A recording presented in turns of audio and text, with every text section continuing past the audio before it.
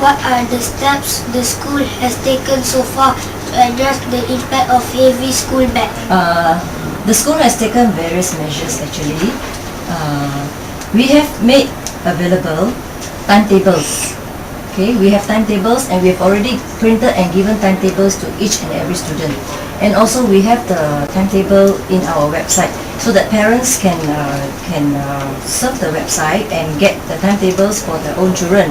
And then they can, through this also they can monitor their kids' studies from day to day. And we have also spent a lot of money on buying good quality lockers. We have lockers for every student in the school. Each and every student has got a locker.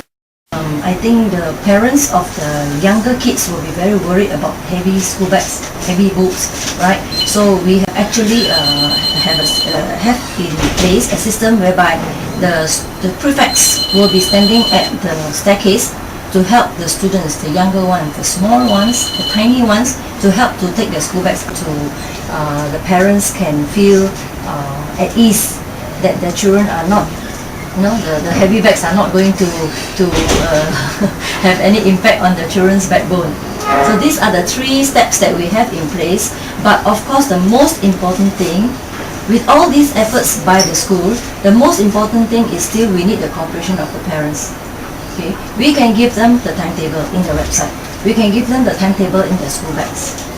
But if they go home and they don't look into the school bags, they don't take up the timetable to pack their books, and the parents are not bothered to look at the timetables, it will be the same thing. They will be taking the books, all the books for every day, the same. Because I have seen many pupils, when I look into the school bags, do you have maths today? No. Then why you bring a maths book?